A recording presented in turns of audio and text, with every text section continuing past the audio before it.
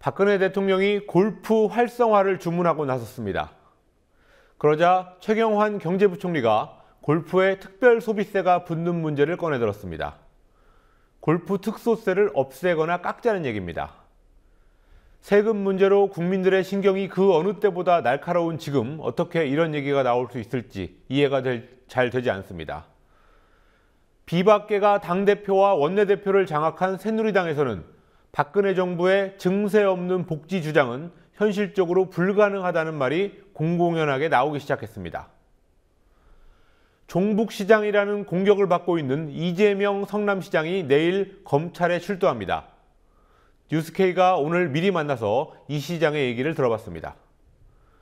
영화진흥위원회가 추진하고 있는 등급 면제 추천 제도의 삭제 시도는 무엇이며 왜 문제인지를 취재했습니다. 2월 3일 화요일 뉴스K, 잠시 후에 시작합니다.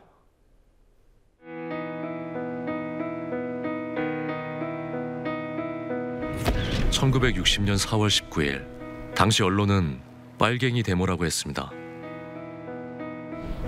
지금 우리는 혁명의 역사로 기억합니다. 1980년 5월 18일 당시 언론은 불순분자의 폭동이라 했습니다. 지금 우리는 독재에 항거한 정의의 역사로 기억합니다. 1987년 6월 10일 당시 언론은 대학생 가두 시위라 했습니다. 지금 우리는 민주주의를 쟁취한 감격의 역사로 기억합니다.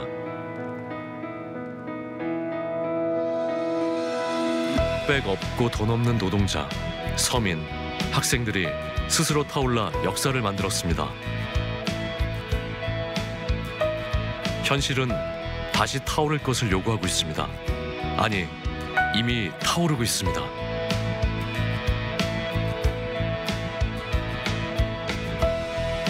빨갱이를 종북으로, 불순분자를 외부 세력으로, 언론은 말만 바꿨을 뿐 역사를 부정하고 있습니다. 2014년 4월 1일 국민TV가 개국한 이유입니다.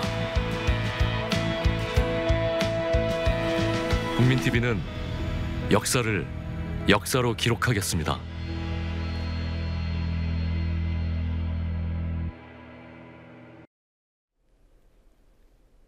당대표에 이어 원내대표까지 장악한 새누리당 비박계, 본격적으로 청와대와 다른 목소리를 내기 시작했습니다. 김무성 대표와 유승민 신임 원내대표는 박근혜 정부의 증세 없는 복지 주장을 부정하는 발언을 내놨습니다. 그런 가운데 박근혜 대통령은 느닷없이 골프 활성화를 주문했습니다. 국회 중계 카메라 나가 있습니다. 곽과 PD. 유승민 새 원내대표 오늘도 청와대를 향해서 소신 발언을 내놨습니다. 오늘은 주로 라디오 인터뷰를 통해서 얘기를 했더군요. 네, 유승민 원내대표는 일단 지난달 23일 발표된 청와대와 정부의 조직과 인사 개편에 대한 국민들의 실망감을 전했습니다.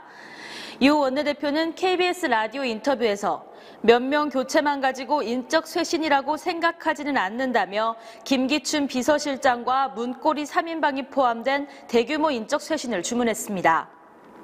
박근혜 정부가 고수하는 증세 없는 복지론에 대해서도 유 원내대표는 CBS 라디오에서 연말정산 파동을 일으킨 2013년의 세법 개정은 분명한 증세였다며 세금을 올린다면 부자 증세를 해야 한다고 사실상 야당과 같은 주장을 했습니다.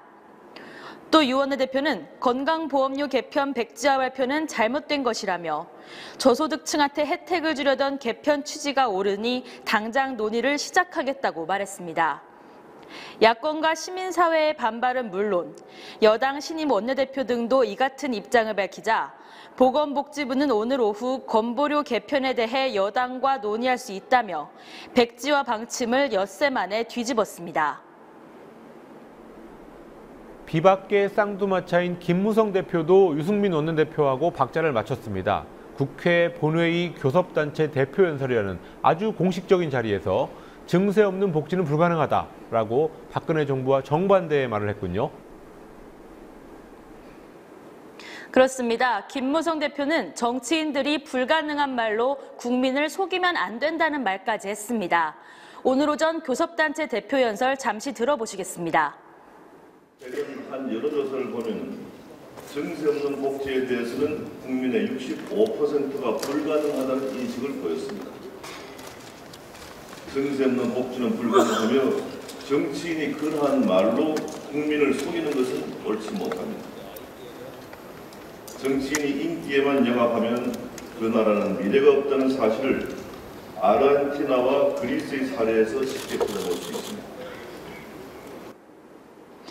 유승민 원내대표에 이어 김무성 대표까지 집권당의 투톱이 박근혜 정부 복지정책 기조의 전면 수정을 요구한 것으로 증세 문제는 당청 간의 당면 과제가 됐습니다. 이 밖에도 김무성 대표는 지난 2년 동안 고위 당정청 회의가 2차례밖에 열리지 않았다고 청와대의 불통을 지적하며 앞으로 당이 주도해 수시로 회의를 열고 현안을 논의하겠다고 밝혔습니다. 또한 정부의 건강보험료 개편 백지화와 관련해 위기의 종이 울리는데 앞장서지 않거나 충분한 고민 없이 정책을 쏟아내고 조변석게 하는 행태를 보여서는 절대 안 되겠다며 당정 협의를 강조하기도 했습니다. 박근혜 대통령이 곧 개각을 발표할 것이고 김기춘 청와대 비서실장이 퇴진할 수도 있다. 이런 보도와 전망이 있었지만 오늘은 일어나지 않은 일이었군요. 그렇습니다. 오늘 국무회의에서 정무특보단 인선 등 청와대 조직 개편 발표가 이뤄질 것이란 전망도 있었지만 인사와 관련된 발표는 전혀 없었습니다. 청와대가 유승민 원내대표의 당선 후 행보를 당분간 관망하면서 인사와 조직 개편의 폭을 조절하고 있는 게 아니냐는 해석이 나오고 있습니다. 오늘 오후 국무회의에서 박근혜 대통령은 국무조정실과 신설되는 정책조정협의회를 중심으로 부처 간 그리고 청와대와 내각 간 사전 협의와 조율을 강화하라고 지시했습니다. 그러나 여당 대표와 원내대표가 요구하고 있는 과감한 인적 쇄신과 증세 없는 복지 기조 수정론에 대해서는 아무런 언급을 하지 않았습니다. 한편 국무회의 전 장관들과 가진 티타임에서 박 대통령은 올해 10월 인천 송도에서 열리는 프레지던트컵 골프 대회를 언급하며 골프 활성화 방안을 마련하라고 주문했습니다. 그러자 최경환 경제부총리는 골프 특별소비세, 개별 소비세 등을 언급하며 세금 인하 필요성을 말하며 대통령을 거들었습니다. 그런가 하면 국회에서는 새누리당 유승민 신임 원내대표가 처음으로 참여한 여야 원내대표 주례회동이 있었습니다. 처음이니까 분위기는 나쁘지 않았겠죠. 네, 새누리당 유승민 원내대표와 원유철 정책위의장, 그리고 민주연합 원내대표 우윤근 원내대표와 백재현 정책위의장이 참석한 주례회동 분위기는 화기애애했습니다. 40여 분간 이뤄진 회동 후 백재현 민주연합 정책위의장은 브리핑에서 여야가 주례회동 정례화 방침을 재확인하고 그간의 합의사항을 존중하기로 의견을 모았다고 밝혔습니다. 우윤근 원내대표는 신임 유승민 원내대표에게 기대감을 나타내기도 했는데요. 두 원내대표의 모두 발언 들어보시겠습니다.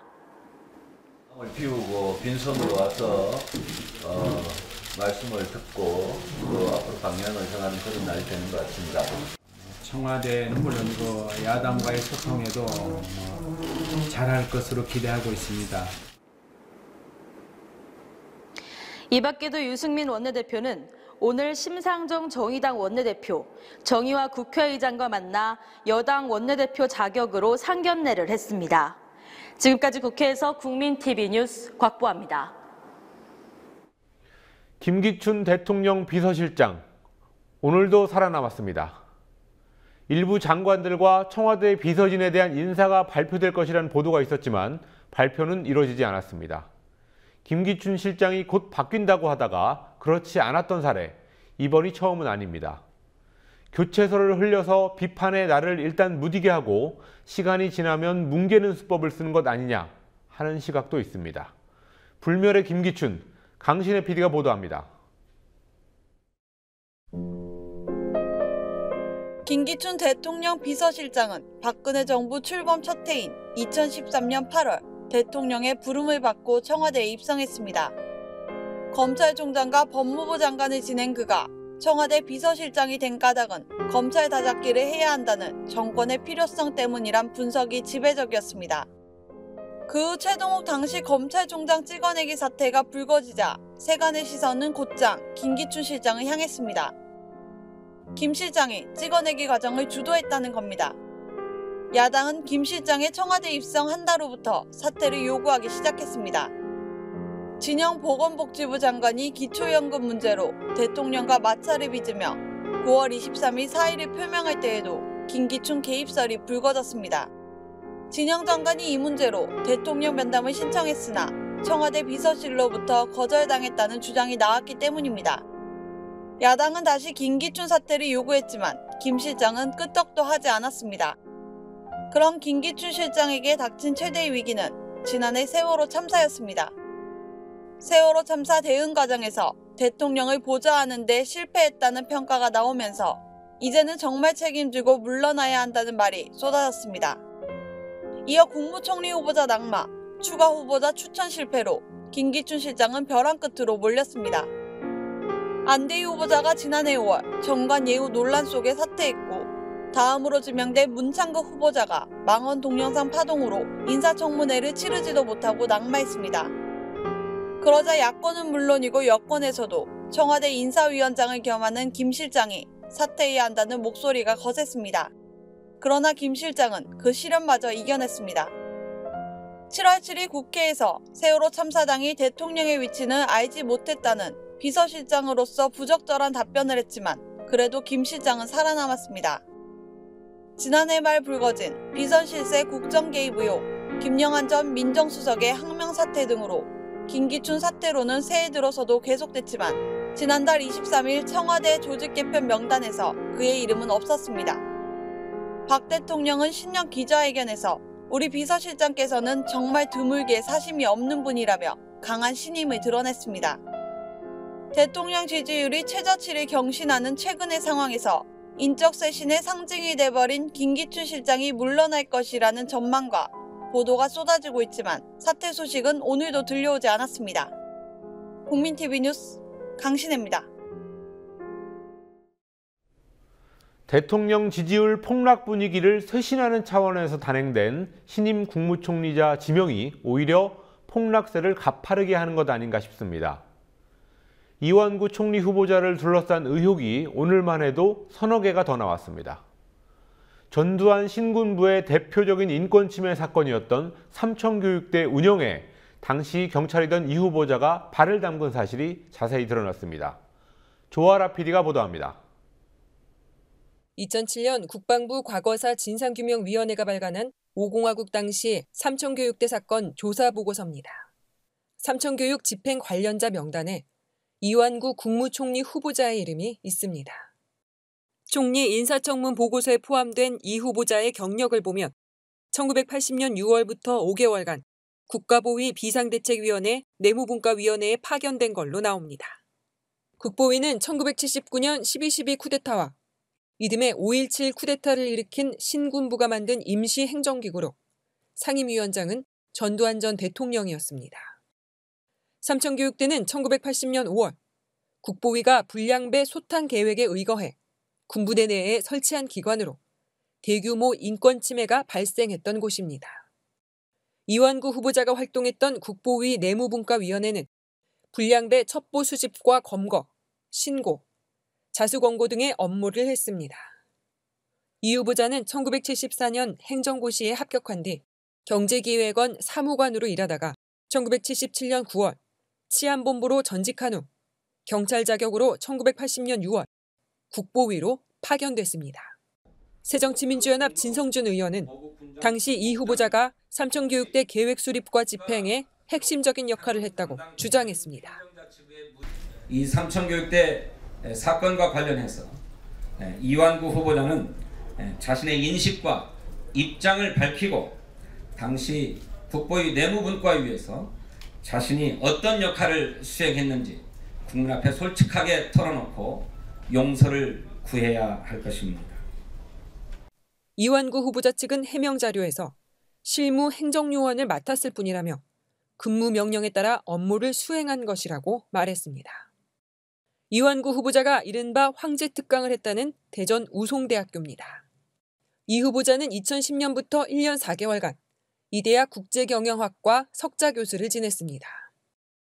정규 과목 강의 없이 단 6번의 특강으로 받은 돈은 약 6천만 원. 이 후보자가 우송대에 석자 교수로 채용될 당시 대학재단 이사장은 이 후보자와 중교고 동문인 김성경 이사장으로, 이 후보자는 충남도지사 시절 그를 도지사 교육특보로 채용한 바 있습니다.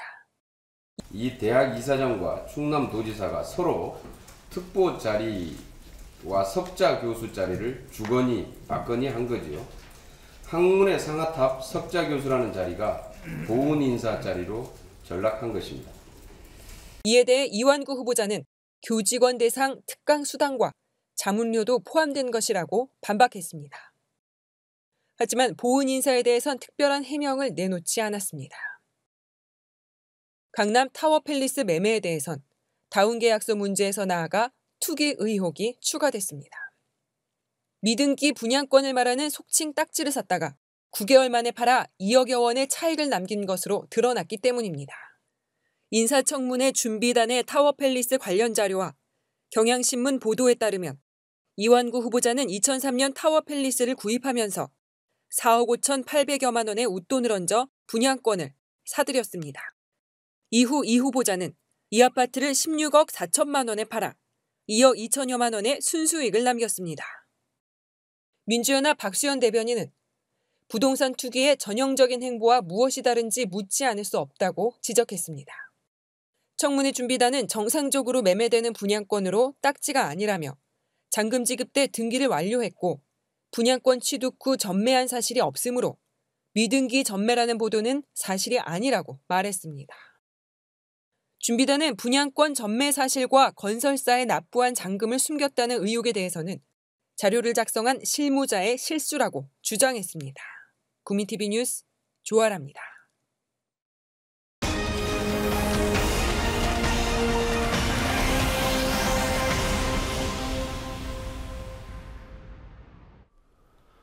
새정치민주연합 전당대회가 닷새 남았습니다. 당대표 후보인 문재인, 박지원 의원이 선거 규칙을 둘러싸고 날카롭게 대립하면서 전당대회를 하긴 하는구나 눈길이 갔습니다. 그런데 노이즈 마케팅이라고 하기엔 싸우는 이유가 너무 작았습니다. 그만큼 승부가 치열하다는 방증이라는 해석도 있지만 그렇더라도 너무 자잘한 싸움을 했다는 비판적 시각도 있습니다. 김종훈 PD가 취재했습니다. 만약 문재인 대통령 후보가 투표 하루 전에 여당에서 선거법 개정을 한다면 어떻게 했을까요? 박지원 새정치민주연합 당대표 후보가 오늘 오후 트위터에 올린 글입니다. 그러자 문재인 후보도 잠시 후 페이스북에 당내 싸움은 일체하지 않겠다고 맞섰습니다.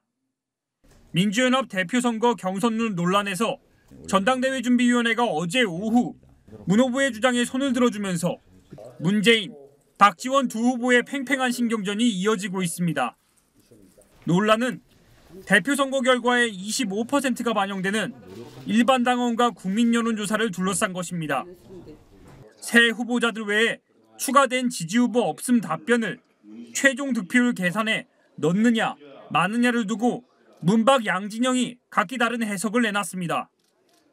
박지원 후보는 지지 후보 없음을 득표수에 넣어 계산해야 한다는 입장으로 예를 들어 100명이 여론조사에 참여해 40명이 문재인, 30명이 박지원, 20명이 이인영, 나머지 10명이 지지 후보 없음으로 답했을 때 각 후보의 득표율은 문 후보 40%, 박 후보 30%, 이 후보 20%가 됩니다.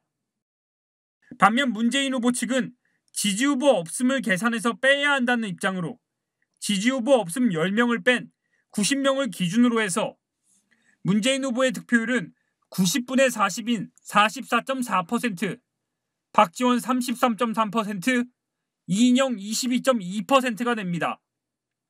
박 후보가 원하는 대로 할 경우 두 후보의 득표율 차는 10%, 문 후보가 원하는 대로 할 경우 득표율 차는 11.1%입니다.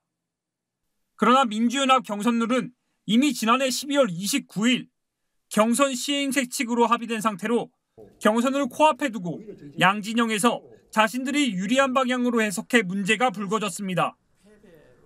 문 후보 측은 여론조사는 당대표 후보자 1명과 최고위원 후보자 2명을 모두 선택할 때에만 유효한 것으로 인정한다는 시행세칙 7조 5항을 제시하면서 지지후보 없음을 선택한 표를 무효 처리해야 한다는 입장입니다. 반면 박지원 후보 측은 지지후보를 묻는 문항 보기에 지지후보 없음을 포함한다고 명시한 세칙 24조 6항을 근거로 득표율 계산에 포함해야 한다는 논리를 폈습니다. 전준희는 어제 오후 이 문제를 표결에 붙여 지지후보 없음을 득표율 계산에서 빼기로 했습니다. 그러나 정치 전문가들은 이 같은 갈등 자체에 비판적인 시각을 보였습니다. 국민들이 보기엔 50% 100% 보는 거죠. 그리고 특히 친노가 여전히 자신의 세력을 확장하려는 그 계산이다라고 보니까 국민들이 볼 때는 부정적일 수밖에 없고 그게 전당대회 흥행에도 적신호라고 봐야 되고 여러 가지 뭔가 새누리당은 지금 비박이 되면서 뭔가 새로 전열을 정비하는 지금 그런 분위기라니 여전히 이건 친노 비노 싸우고 막 이러니까 게다가 박지원 의원 측에서 보이콧을 하냐 안 하냐 이러고 있다면 당연히 그게 부정적 영향을 줄 수밖에 없죠. 빅투 사이에서 분전 중인 이인영 후보는 오늘 절대로 열리지 말아야 하는 분열의 판도라 상자가 열리는 논쟁에 끼어들기도 싫다며 두 후보를 동시에 비판했습니다. 경선 보이콧과 분당 가능성까지 언급하며 전준희 결정에 강한 불만을 쏟아냈던 박지원 후보는 오늘 오후 최선을 다해 끝까지 경선에 임하겠다고 물렀습니다. 국민TV 뉴스 김종훈입니다. 연말정산 파동이나 건보료 문제 같은 데선 갈팡질팡하는 박근혜 정부. 마음에 안 드는 세력을 단속하는 데에선 일사불란합니다. 영화계 여기저기를 손보는 솜씨가 상당한데요. 박근혜 대통령 싱크탱크 출신인 영화진흥원장이 중심에 있다는 설명이 많습니다. 영화제에서만큼은 문제적 작품을 마음대로 볼 수 있게 했던 제도가 17년 만에 없어질 위기에 처했습니다. 성지훈 PD가 취재했습니다. 등급 면제 추천 제도는 영화계와 검열 당국의 긴 싸움 끝에 탄생했습니다. 1997년 출품작 사전 검열을 거부한 영화제들이 당국에 의해 중단됐고 인권영화제 집행위원장은 승인 없이 영화 레드헌트를 상영했다는 이유로 구속되기까지 했습니다. 부산국제영화제도 96년 1회 때 크래쉬가, 2회 때는 해피투게더가 검열에 걸려 영화 관계자들에게만 제한적으로 상영되는 고초를 겪었습니다. 이후 영화계는 물론 시민사회와 관객들까지 표현의 자유를 침해하는 사전심의를 반대한다는 목소리를 냈고 결국 1998년 영화진흥법에 등급면제 추천제도가 들어갔습니다. 영화제에서 상영되는 작품에 한해서는 시중에 개봉되는 영화들에 적용되는 사전심의를 하지 않는다는 규정으로 일반 개봉관에서는 보지 못하는 문제적 영화를 영화제에서만큼은 보게 하자는 취지입니다. 이 등급면제 추천제도가 17년 만에 벼랑 끝에 몰렸습니다. 영화진흥위원회가 이 제도에 오용은 안 된다며 영진이나 정부, 지자체가 주최, 주관, 지원, 후원하는 영화제의 경우 구인위원회의 심의를 통과해야 상영할 수 있도록 현행 규정을 바꾸겠다고 밝혔기 때문입니다.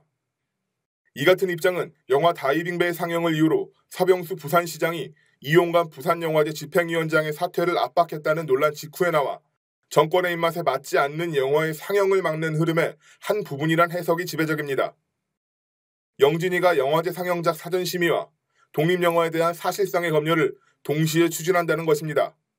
김세훈 영진위원장은 박근혜 대통령의 싱크탱크로 알려진 국가미래연구원 출신입니다. 심의를 통해서 조금 정부에 불편한 영화들을 하지 않을까, 상영하는 부분에 대한 것들을, 그러면 그런 부분에 대한 거를 사전에 먼저 알고 얘기를 갖다가 제재를 할 수 있다는 거죠. 그렇게 되면 독립영화나 그다음에 외국에 전체적으로 민감한 영화들 있을 수밖에 없는 구조인데 그런 영화들은 전혀 상영을 못하는 그런 구조가 되는 부분입니다. 영진이가 등급면제 추천 조항의 개정을 추진하는 가운데 지난달 22일 독립영화 상영관 인디스페이스의 기획 전 2015 으라차차 독립영화의 상영작 일부가 상영되지 못하는 사태가 실제로 벌어졌습니다. 영진이는 일부 상영작이 애초 신청 내용과 다르다며 면제 추천을 취소했고 이에 따라 정부의 비판적 시각을 드러낸 김성 감독의 자가당착, 시대정신과 현실 참여 등이 상영되지 못했습니다. 그걸 이제 인디스페이스 그 프로그램 팀장님한테 전화로 전해들었었는데 처음에 굉장히 당황했었어요.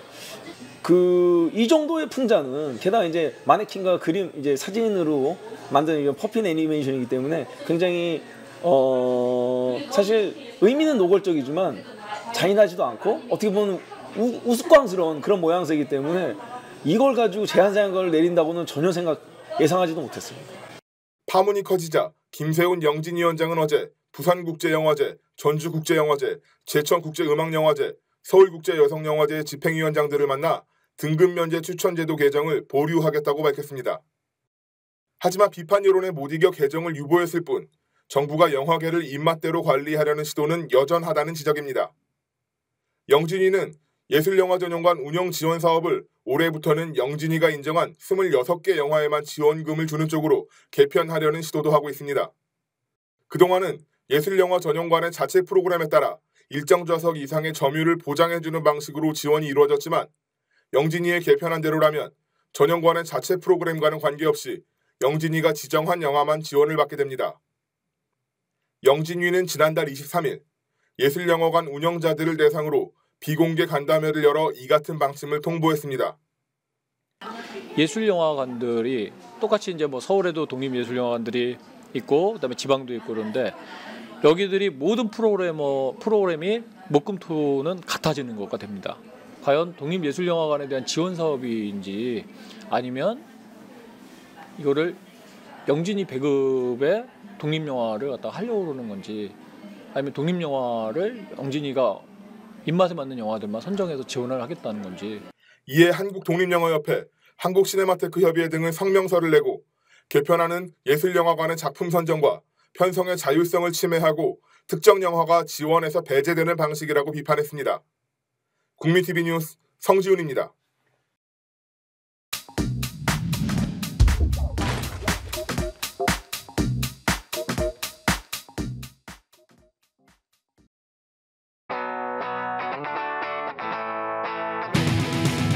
박근혜 대통령은 오늘 자신의 63회 생일과 관련해서 많은 분들이 생일을 축하해 주셔서 감사드린다는 인사를 윤두현 홍보수석을 통해 전했습니다.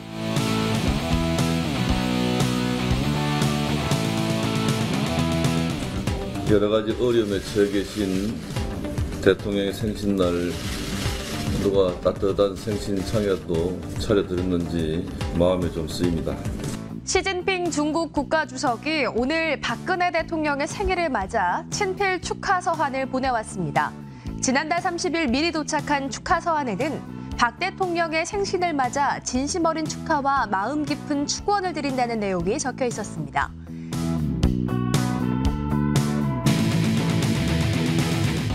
(2월 2일) 오늘은 52년생 박근혜 대통령의 63번째 생일입니다. 취임 후 2번째 생일이죠.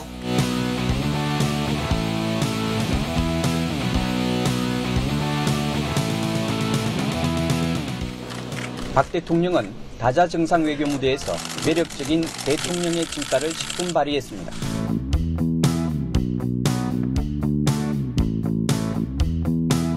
YTN입니다.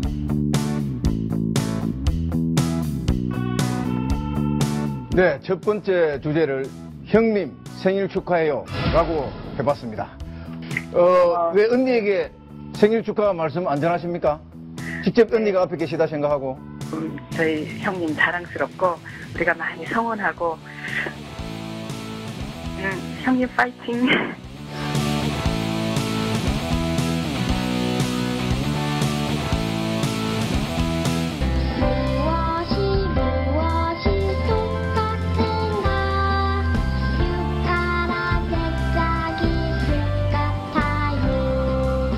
미국이 만든 헐리우드가 만든 만화 영화 애니메이션 영화인데 박근혜 대통령 상황과 너무 비슷한 것. 우연찮게도 그 박근혜 대통령의 운명과 너무나 비슷한 그 틀을 갖춘 미국의 만화 영화 나와서 저희가 소개해드렸는데 신문 기사나 방송 기사에 이런 게 전혀 없더라고요. 최초 공개 한번 해보겠습니다.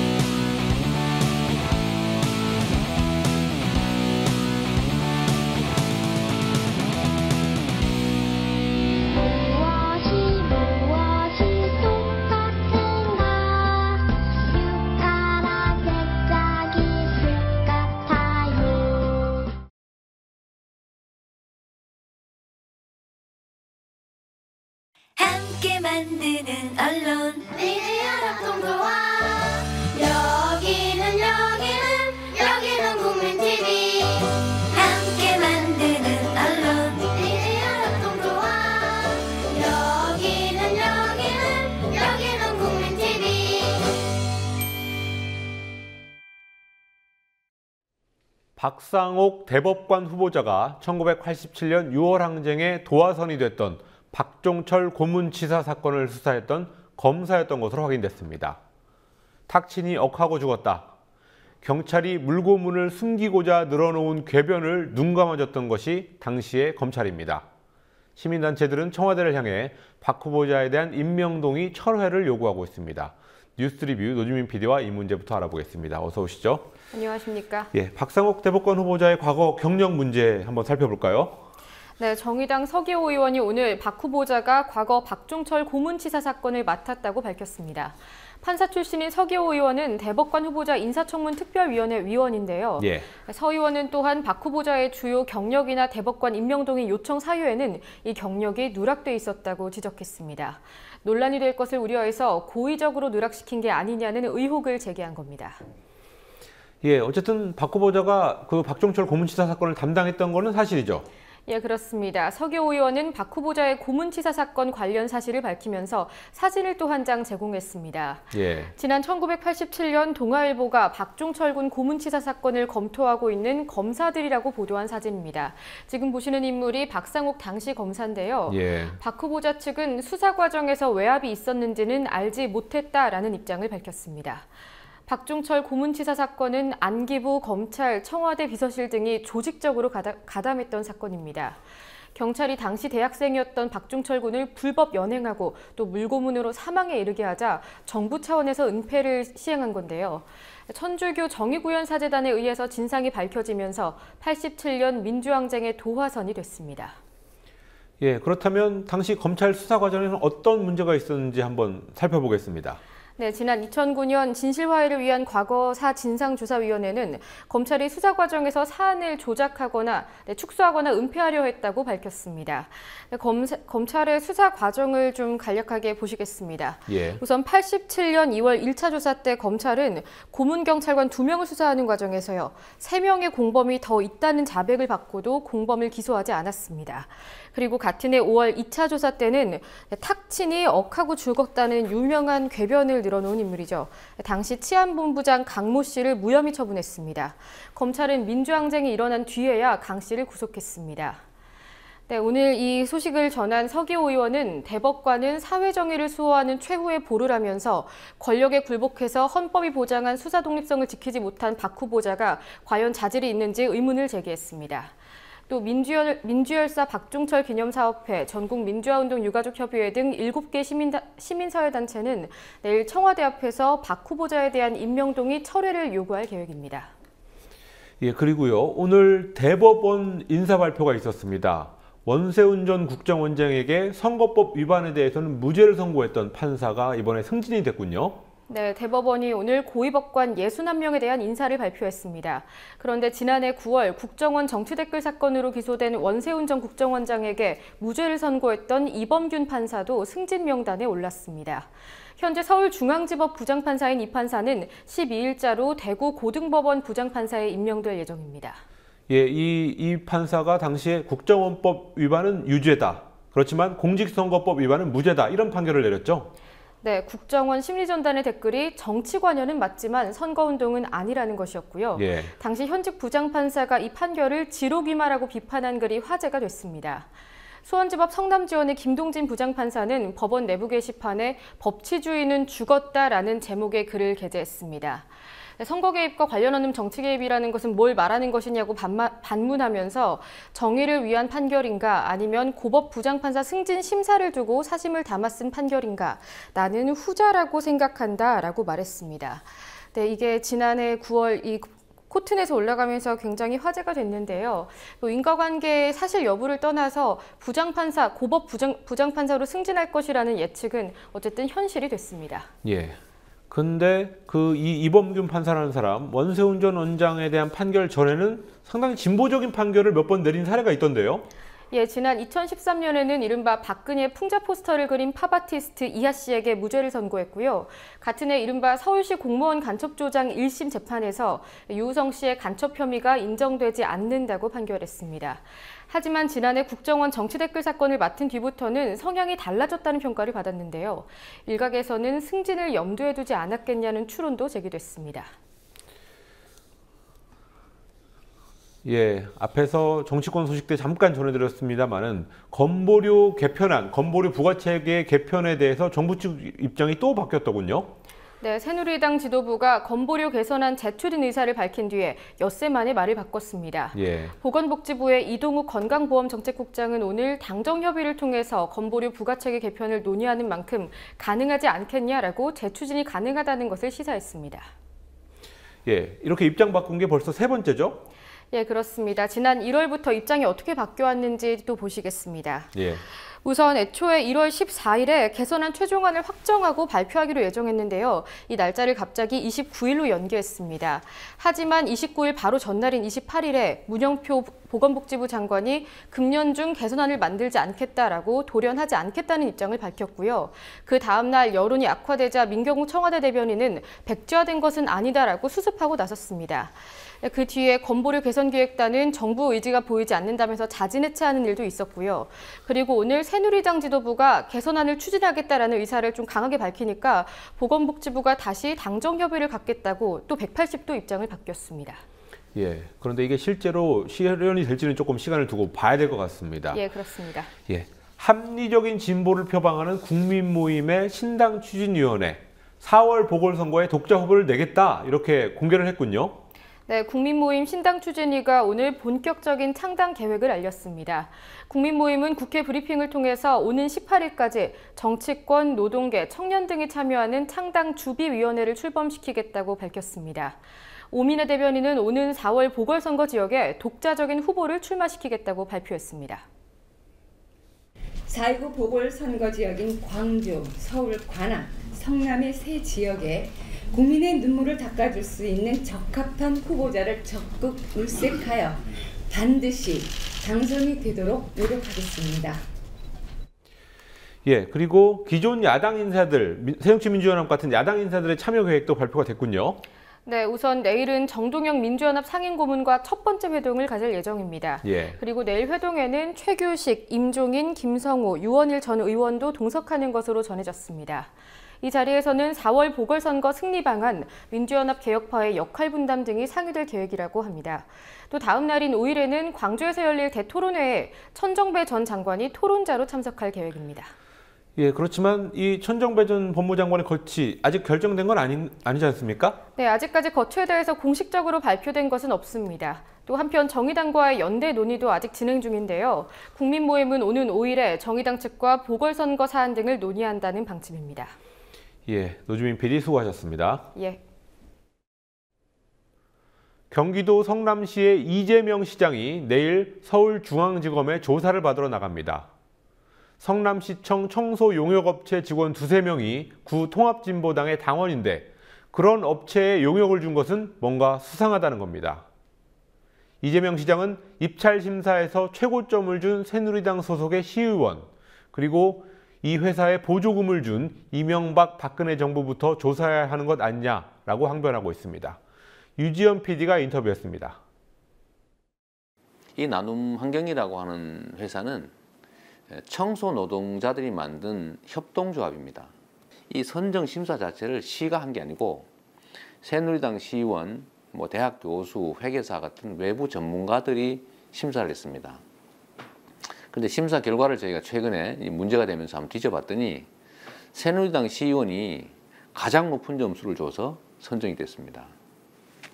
이게 지금 성남시가 이제 청소 용역 준 내역, 그 다음에 중앙정부에서 이 회사에 보조금을 지급한 내역입니다. 근데 여기 보시면 중앙정부가 보조금 중에 80%를 냈고요. 2011년뿐만이 아니라 2012년, 2013년, 작년까지 계속 지원했고 올해도 2,200만 원을 지원할 예정으로 되어 있습니다. 이건 무엇을 의미하냐면 이명박 정부 후에 박근혜 정부까지도 계속 이 회사에 보조금을 주고 있다는 겁니다. 우수기업으로 선정을 해서. 만약 이 회사에 문제가 있다면 정부가 보조금부터 끊어야 정상입니다. 근데 지금도 여전히 이 회사에 우수기업이라고 해서 보조금을 지급하면서 이 보조금을 주고 있는 회사에 우리가 청소 용역을 맡겠다는 이유로 저희 보고 무슨 종북의 자금줄이니 RO로 자금이 흘러 들어갔느니 주장을 하고 있는 겁니다. 서울신문이 저를 고소한 내용 자체가 법리적으로 말이 안 되는, 법률적 표현으로 하면 고소장을 각하해야 되는 엉터리 고소입니다. 그 고소 내용이 보면 회사에 우리가 이 오보를 항의했더니 회사에 항의한 게 명예훼손이다. 소송을 제기한 것이 명예훼손이다. 고액의 손해배상 청구를 했기 때문에 스트레스 받아서 업무방해다. 뭐 이런 식의 고소장이에요. 그 고소장 자체가 그게 사실이라고 해도 죄가 안 되는 그런 고소장이기 때문에 그 고소를 이유로 소환한다는 것도 사실 또 말이 안 됩니다. 이게 뭐 이제 실제로 저한테 조사를 꼭 해야 될 필요가 있어서 소환했다기보다는 소환당했다. 시장이 검찰에 출두했다. 라는 사실 자체가 국민들 볼 때는 뭐 엄청난 죄를 지었나 보다. 아, 문제가 있으니까 불렀겠지. 이런 이미지를 줄 수 있기 때문에 저는 그걸 노린 게 아니겠느냐고 생각합니다. 이 청소 용역 자체에 대해서 의문이 있으면 또 알고 싶으면 실무자, 실제 심사를 했던 사람, 계약을 했던 사람부터 불러서 다 확인을 하고 거기에 시장이 관여를 했는지를 확인하는 게 순서인데 이 실무자나 중간 그 간부들에 대한 조사가 전혀 안 된 상태에서 당장 저부터 부른 겁니다. 그래서 이거는 나눔 환경에 대한 위탁 과정 자체를 알려는 목적은 아닌 것으로 제가 생각합니다. 뭐 중립적으로 타협하고 하는 거는 이제 의견이 다른, 정말 바람직한 어떤 상황을 만들기 위한 수용할 수 있는 다른 입장들에 대해서 우리가 좀 포용하고 타협하겠지만 종북몰이 같은 또는 국민을 희생시키는 또 다른 범죄 행위 이런 것들에 대해서는 절대로 타협해서는 안 된다고 생각합니다. 이건 정치적 계산의 영역이 아니라 당위의 영역이 아니겠냐 이렇게 생각합니다. 회피해서는 안 된다. 실제 저한테 피해가 발생하죠. 조용히 갔다 오면 훨씬 낫거든요. 전통적인 방법에 하면 좀 덜 묻지요. 근데 이걸 정면으로 치고 나가서 아니다. 그럼 정부는 뭐냐? 이런 식으로 문제 제기를 하면 할수록 점점 커지지 않습니까? 그래도 이런 행위에 대해서는 정면 돌파할 필요가 있습니다. 상대가 나쁜 짓을 하고 있잖아요. 나쁜 짓에 대해서는 나쁜 짓이라는 거 지적하고 응당한 책임을 묻는 정치 문화가 만들어져야 정치도 발전을 합니다. 이런 잘못된 관행, 잘못된 정치 문화 이런 것들에 대해서는 좀 지금처럼 좀 분명한 입장들을 좀 취해갈 필요가 있다 이렇게 생각합니다.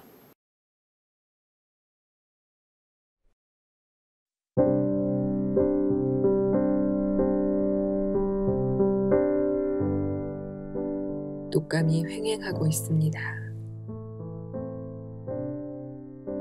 길도 일러주지 않았는데 독감이 찾아왔습니다. 잠시 다녀가는 손님으로 여기겠다고 했는데 염치 없이 여러 날 묵어갈 기세입니다. 눈치 줘도 소용없을 듯합니다. 아내를 힘들게 하더니 이제 제게도 와서 귀찮게 굽니다. 백약이 무효라고 소문이 났습니다. 어디까지 가나 한번 해봐야겠습니다.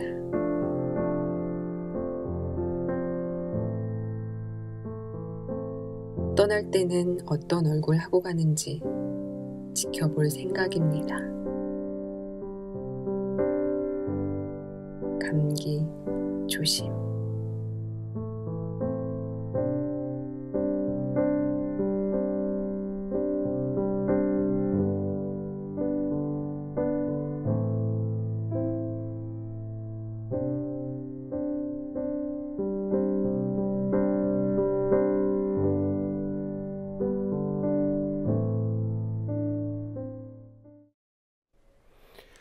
2월 3일 뉴스K 여기서 마치겠습니다.